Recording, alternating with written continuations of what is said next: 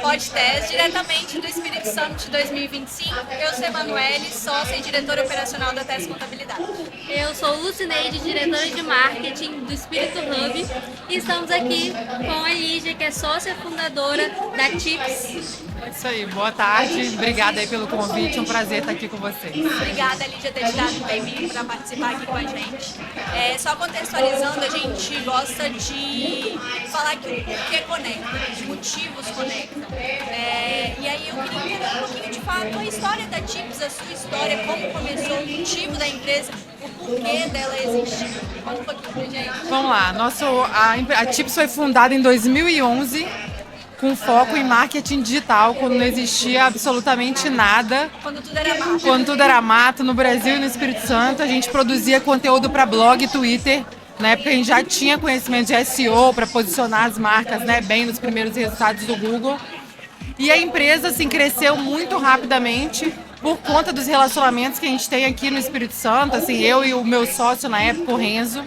E a empresa cresceu assim, numa velocidade muito alta, porque o mercado precisava, né, de soluções de comunicação junto com tecnologia.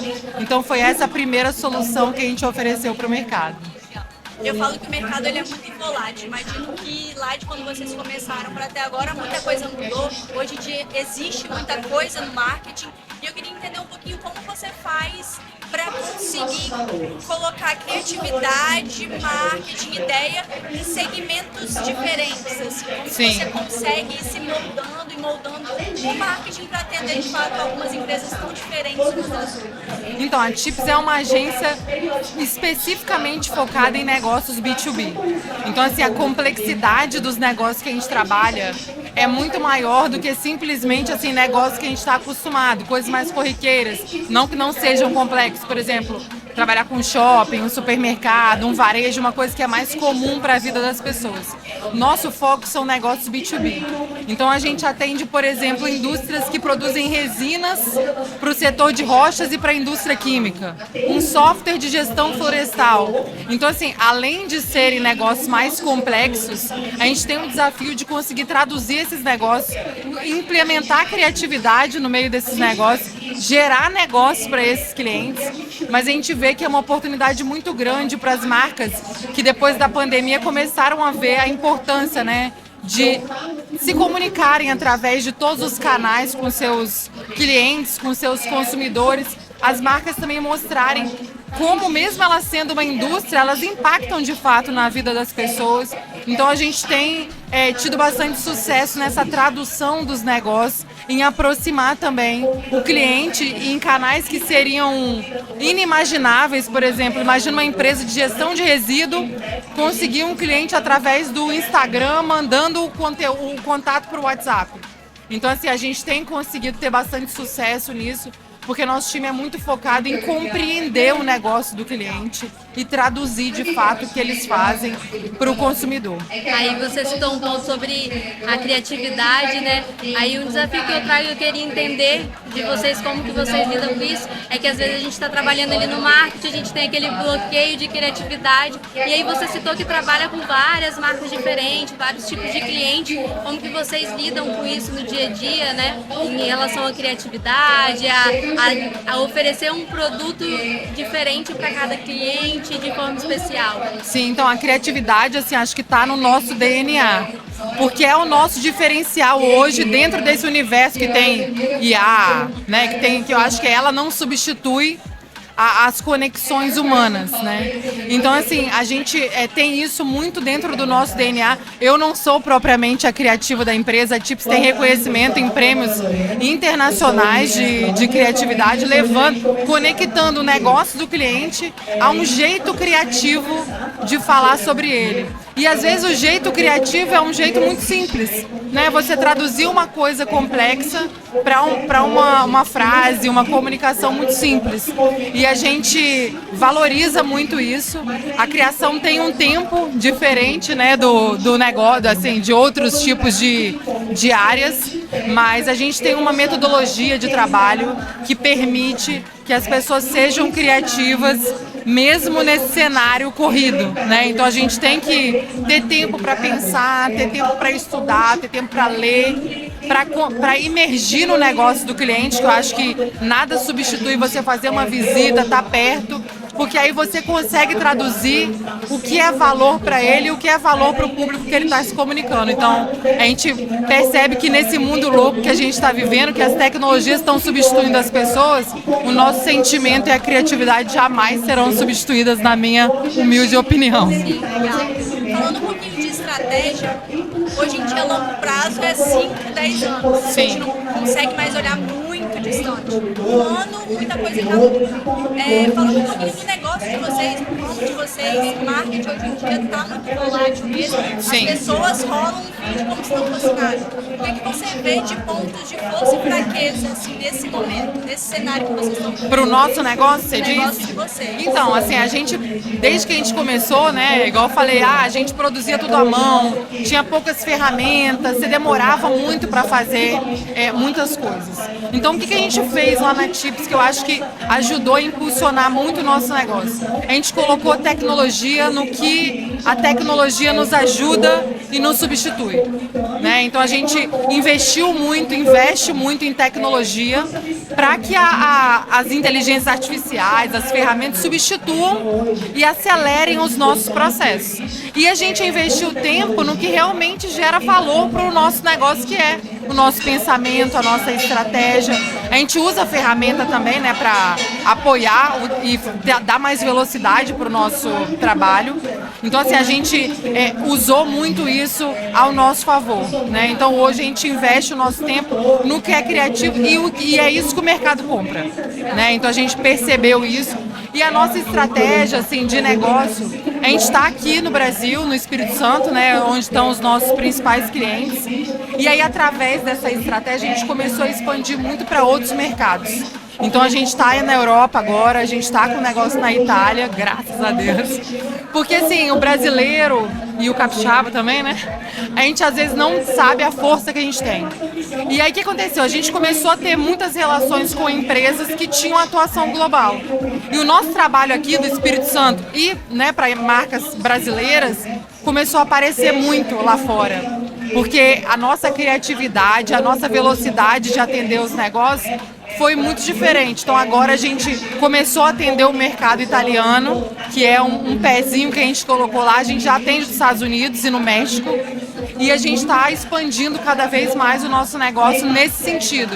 Porque lá existe uma lacuna que a gente consegue preencher muito bem. Então a gente está apostando muito que a internacionalização e levar a nossa criatividade para o mundo todo é um caminho muito relevante para a gente. Legal. Imagino que essa tomada de decisão não é tão fácil. Não. Quando a gente fala de expandir assim, a nível global mesmo, imagino que seja uma tomada de decisão que você tenha sido bem cauteloso. Assim, como que foi essa virada de chave para vocês? Perceber que de fato é um mercado, eu posso entrar, estou com essa oportunidade, vamos. Na verdade, assim, foi muito natural pra gente. Por quê? Porque a gente já atendia empresas brasileiras bilíngues, que precisavam se comunicar fora. Depois a gente começou a atender uma empresa, uma marca brasileira, que é uma indústria de pães, que faz os pães do McDonald's, Burger King e tal. E a marca global olhou pra gente e falou, cara, essa agência manda muito bem, eu quero trabalhar com eles. Eu acho assim, que a gente tem um desafio, quando a gente fala de comunicação, nas questões culturais, né? Então, assim, quando é uma marca que você consegue falar de uma maneira global, é mais simples para nós. Eu acho que o maior desafio é você falar, assim, para negócios locais. Eu acho que hoje só se a gente tivesse um time local, né? Que hoje a gente não tem.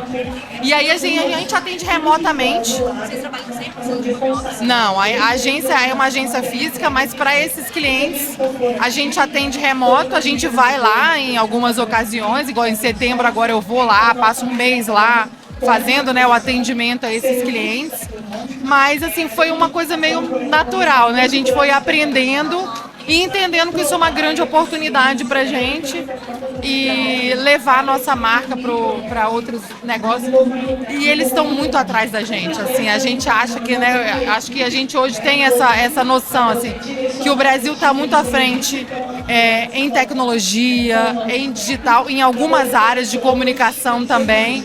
Então acho que isso foi uma coisa muito positiva pra gente. Então rolou assim, naturalmente. É legal ouvir sobre você imergir de fato no negócio da empresa, porque às vezes você precisa de fato mostrar ali a comunicação e a linguagem da empresa. Sim. Não faz nenhum sentido você não entender de fato do negócio. Eu imagino que hoje seja o maior diferencial, olhando assim, enquanto possível cliente, porque é muito difícil você conseguir transmitir o que de fato a empresa quer transmitir.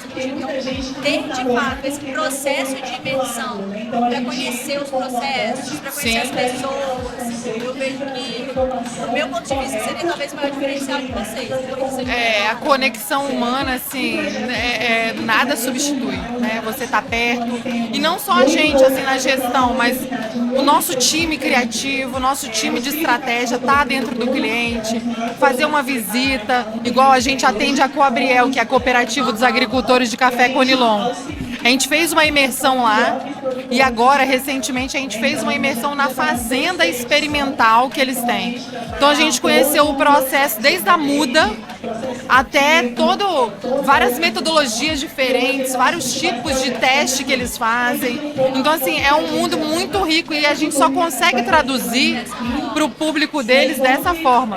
O nosso cliente da Itália é um cliente que produz insetos para produções sustentáveis agrícolas. Olha que doideira. Então, assim, aí agora em setembro eu vou lá conhecer como é que eles fazem essas abelhas que vão para as produções que substituem um fertilizante, uma coisa... E aí é muito legal, assim, e mais legal que a gente conhece coisas que a gente nem imaginava que existia, né? Então isso é muito gratificante pra gente. Vamos fazer o bate-pronto? Vamos lá. Então, eu vou falar uma palavra e aí você fala a primeira coisa que vier na sua mente sobre essas palavras. Inovação. Inovação é um desafio diário, né? A gente tem que inovar não só na tecnologia, mas também no jeito de pensar qualquer coisa na nossa vida.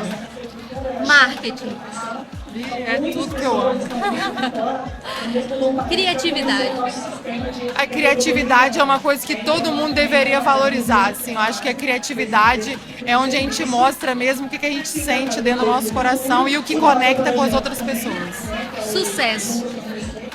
Sucesso é você ser feliz no trabalho, na família, né, ganhar dinheiro e assim fazer bem para as outras pessoas. Eu acredito que o sucesso é uma convergência de vários fatores e você ser feliz com você mesmo. Eu acho que você só tem sucesso se você se sente bem com você mesmo. Então, para mim, o sucesso é a convergência de várias coisas. Para finalizar, vou trazer aqui uma pergunta um pouquinho mais pessoal. Você, enquanto fundadora, se você pudesse pensar, sem desconsiderar dinheiro, região, o que quer que seja, qual é o seu sonho para ti? O meu sonho é a gente ganhar o mundo. Eu acho que ele já está realizando. A gente finaliza. Queria agradecer a presença de cada um. Obrigada, Lídia. Muito obrigada, foi um prazer. Com a gente. E esse foi mais um podcast. Até o próximo episódio. Até o próximo episódio.